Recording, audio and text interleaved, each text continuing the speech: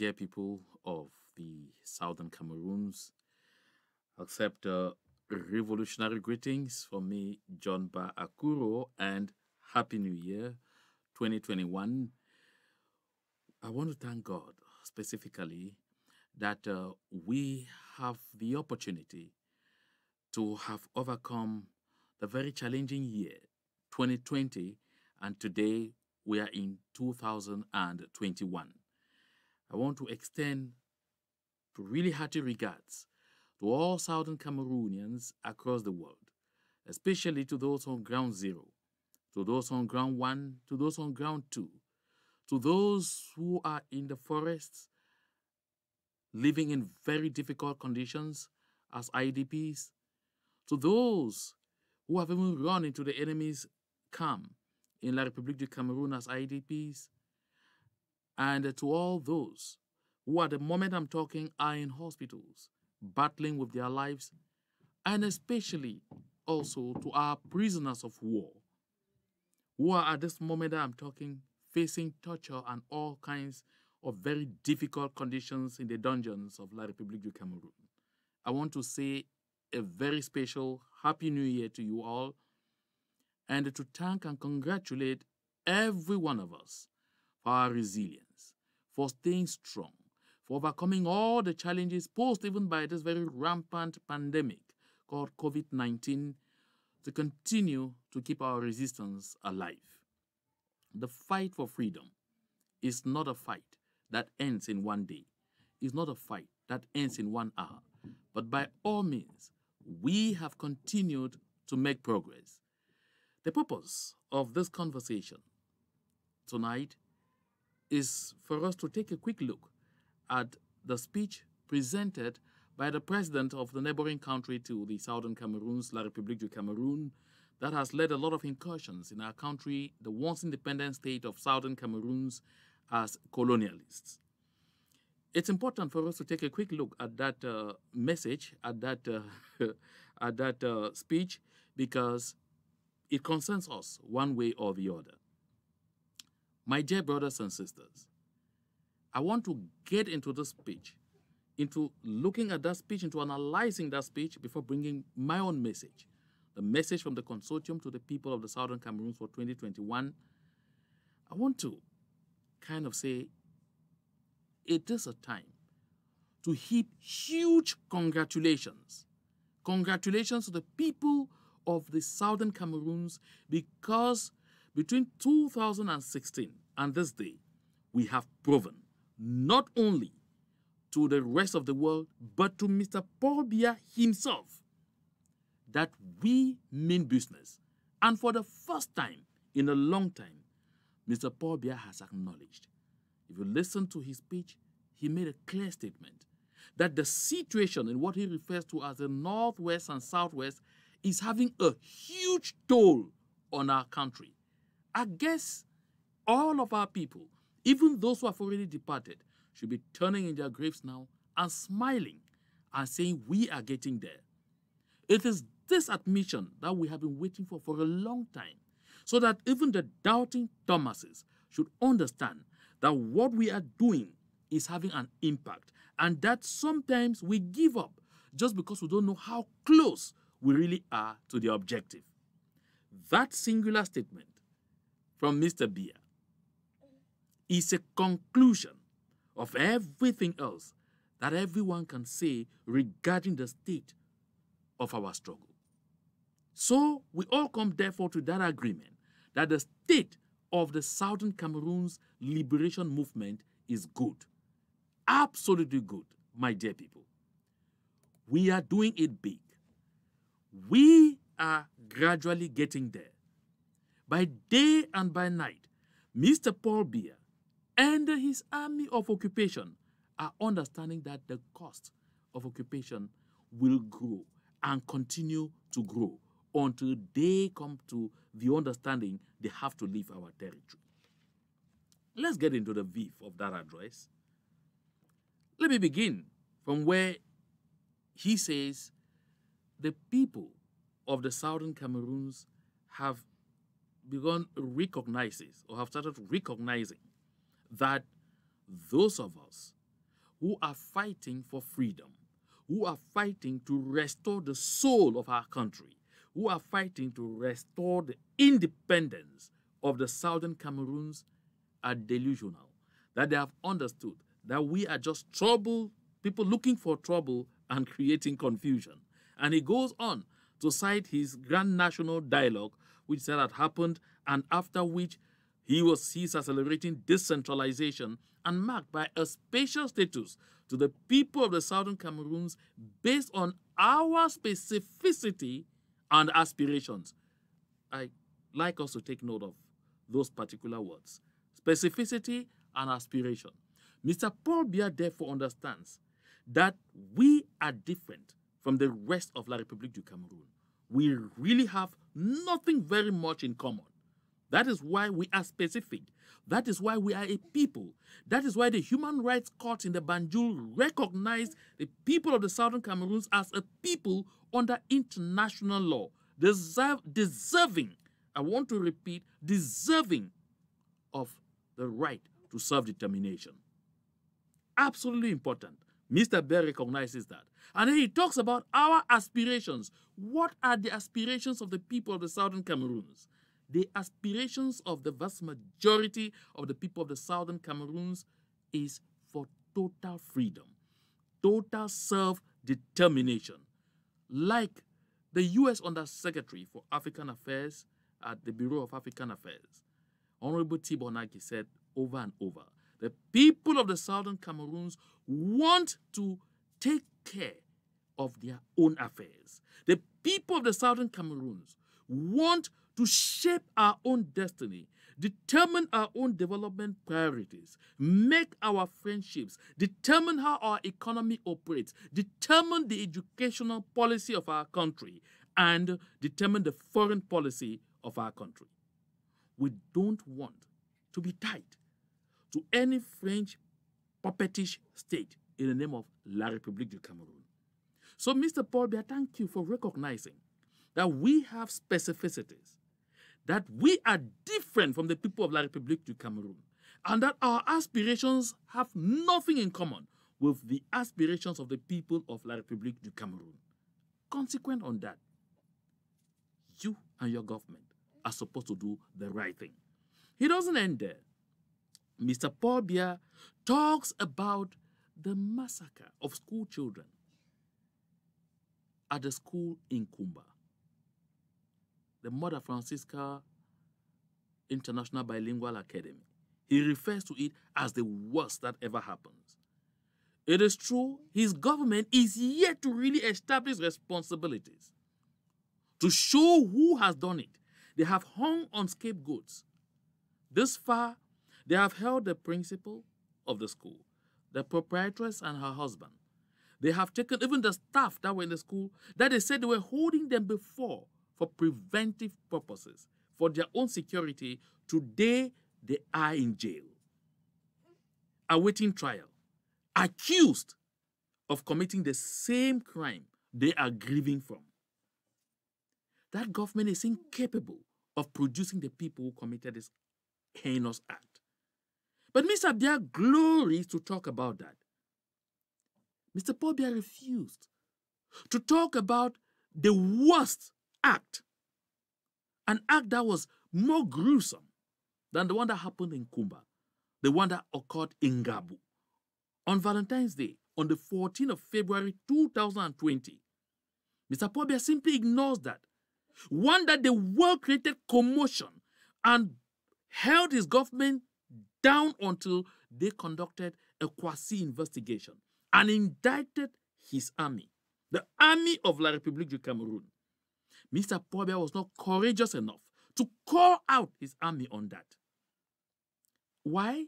Because he believes that if it was done by his soldiers, they had a right to prey on the lives of a people whose lives mean nothing, whose lives can be used for their sports. That is why he laid emphasis on Kumba, where there's still a lot of cleavages. I followed the High Commissioner of Canada, to Yaoundé, say clearly, from the diplomatic point of view, they are yet to be able to really attribute responsibilities as to who committed that act. This far, they can't tell.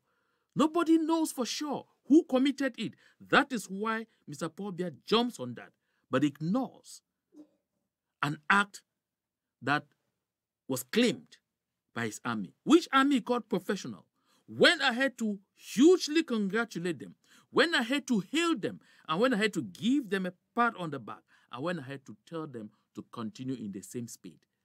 Does this ring a bell in anyone's head? If you pay attention to this and understand what I understand, you get the meaning of what is lying right ahead. And then he leaves from there. rigmaroles around climate change, turns around little things that have got no importance at all, to go and say that he is calling on the friendly nations to La République du Cameroon to become responsible. He's calling on their sense of responsibility. Oh, really? According to Mr. Paul Biya, all the countries that are friends of Cameroon are irresponsible in their attitude towards La République du Cameroon. So he calls on them to use their sense of responsibility and extradite leaders of the liberation movements of the southern Cameroons that are based in their country. Oh, he's thinking of the Naira 10. They should send them to him for supper, for dinner, to do with them exactly what he's doing with the Naira 10. And we all know that the Federal Republic of Nigeria has since regretted this act tremendously.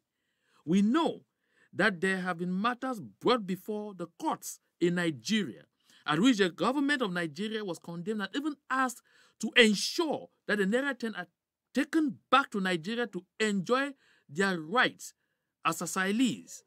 And at the same time, that government was asked to pay them millions of naira each in compensation. If there's still been foot dragging on that side, it is not, because the government of Nigeria doesn't realize that that is the right thing to do. And then worse, Mr. Paul Biya says the Amber boys should all drop their toys and run to the DDRs. I almost heaved a laugh, because those of us of the civil society who have continued to shout at the top of our voices that it makes a lot of sense to use all the peaceful means available to secure this freedom, have seen our voices drowned by those who think otherwise, because of the actions of the government of La République du Cameroon, because of the activities of those, the army of La République du Cameroon that Mr. Paul Biya dispatches, they're claiming to protect the people, because of what they turn around and do to the people: extort, loot, rape, commit all kinds of atrocities, and then burn down villages, whole villages. That is even still going on even as we speak. And Mr. Paul Biya talks about accelerating the reconstruction of the southern Cameroons, while at the time we are talking, the razing down of villages is still ongoing. How interesting. That is not all, because this song he sings is funny. The last time I saw figures from the International Crisis Group and other structures, they evaluate that there are over 100,000 Amber boys operating in the southern Cameroons. And when Mr. Paul Biya talks about progress being made with his DDRs, how many, what is the figure of those Amber boys that have moved into these DDRs? To the best of my knowledge, neither Boya nor Bameda can boast of 200 each. Now you're talking about hundreds of thousands. So this doesn't represent even 1% since 2019. What message does that carry? Mr. Paul Biya should definitely decode from this that the people of the southern Cameroons are solidly determined, have ironclad determination to secure freedom, and that we will stop at nothing except the independence of the once independent state of the southern Cameroons. That is not all. Mr. Paul Biya also goes out preposterously to congratulate the civilian population of the southern Cameroons for what he considers their new sense of rapprochement to his forces, because he says there is now some collaboration. Really? Let us look at what statistics say. In 2019, during Mr. Paul Biya's monologue, what he called the Grand National Dialogue, I call it the Grand National Monologue, Christian Cardinal Toumi presented the result of a survey he conducted in the southern Cameroons on the ground, where they tried as much as possible to trick the people, in his own words, to see if they will accept to choose anything that will keep a link between La République du Cameroun and the people of the southern Cameroons. But the results showed that 69% of the people wanted absolute, total independence. That was in 2019. Now, in 2020, 1 year after, the Coalition on Dialogue and Negotiations used a very reputable international firm, SurveyMonkey, to conduct another survey with the people of the southern Cameroons. And this was analyzed by another equally renowned firm based in the United Kingdom. The results were telling. 86%, a whopping 86% of respondents. And take note, over 50% of the respondents came from the territory, said they wanted absolute independence. From 2019 to 2020, we moved from 69% to 86%. Where are we going to be in 2021? And it's evident, Mr. Biya, despite all the torture, despite all forms of manipulations, despite the attack on the integrity and dignity of our people, they have continued every Monday to respect the ghost towns, which is the civilian approach, which is the non-violent approach promoted by civil society organizations to prove to the world, to show the world that we are solidly behind our total freedom quest. Right now, I know multiple efforts are being made. Shops are being sealed. People are being abused. People are being arrested and detained very arbitrarily to try and break their morale so that in 2021 they shouldn't see the ghost towns. But the people of the southern Cameroons have known suffering. The people of the southern Cameroons have known torture and overcome it. The people of the southern Cameroons have known death and defeated death. The people of the southern Cameroons have known fear and defeated fear.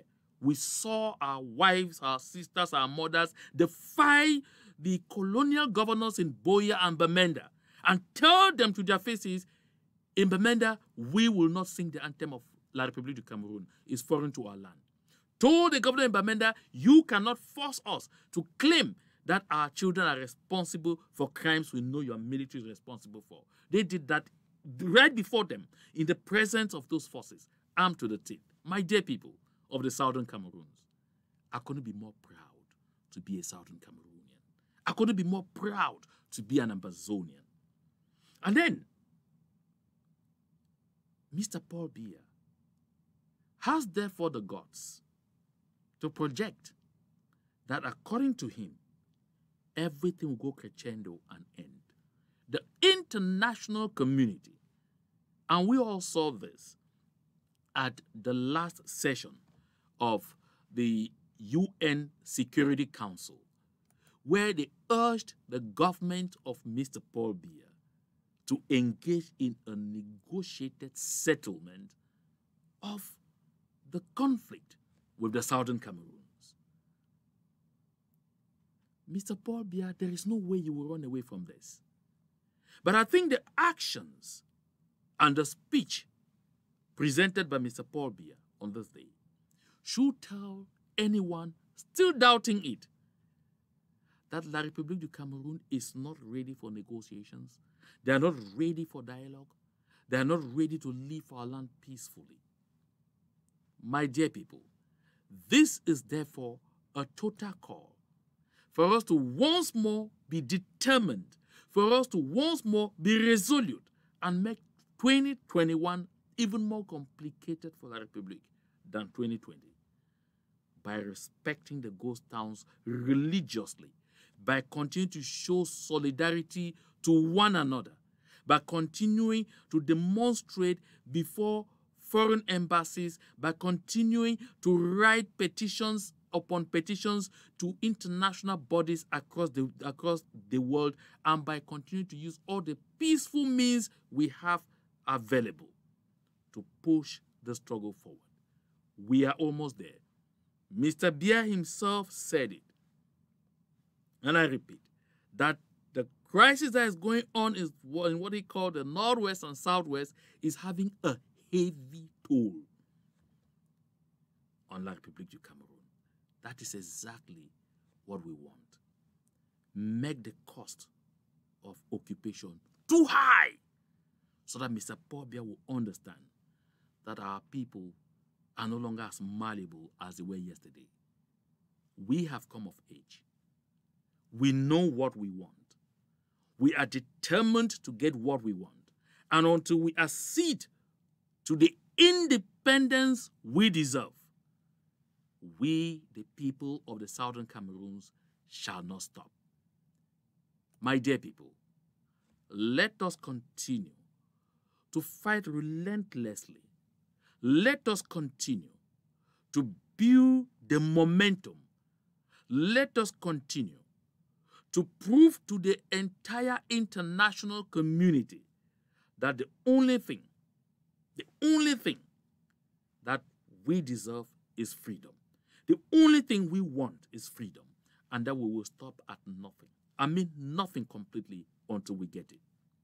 Now, looking internally, my dear people of the Southern Cameroons, I have said this over and over and over, and the consortium charges me to remind the brave warriors of our freedom that we are better together, that we must continue to redouble our efforts to work together. We are facing an enemy that lives and thrives on divide and rule. The only way we can overcome is to become conscious of the fact that they only make gains when we are divided, and they will crash if we work together. The odds of us working together, as some people say, may not be, very strong. But trust me, I remember that when we talk faith, we are looking at something only as big as a mustard seed to hang on. Because from it, we can develop and get to what we want. My dear people, the little overtures that still hover around, that give us the prospects that it is possible for us to work together, must be promoted, must be pursued, and must be given pride of place. Let this year 2021 be an opportunity for us to remember the memory of late Molanjo Litumbe, who always said, if we work together, we will make our journey to Biya shorter than anything else.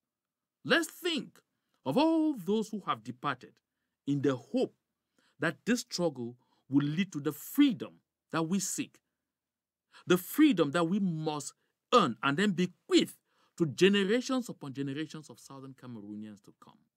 Let this be the guiding principle, the leitmotif, the thing that will make us realize that we have to fight and keep fighting and keep working closely together, because we are stronger together than apart. I want to take this opportunity again to thank all those who set aside time, precious time, to listen to me, to watch me throughout 2020, that as we move into 2021, we should redefine our strategies and set up for victory. I still hear the sound of celebration. I still hear the sound of victory. My dear people of the Southern Cameroons, I know that we will get there. All what we need to do is to remain resolute. To God be all the glory.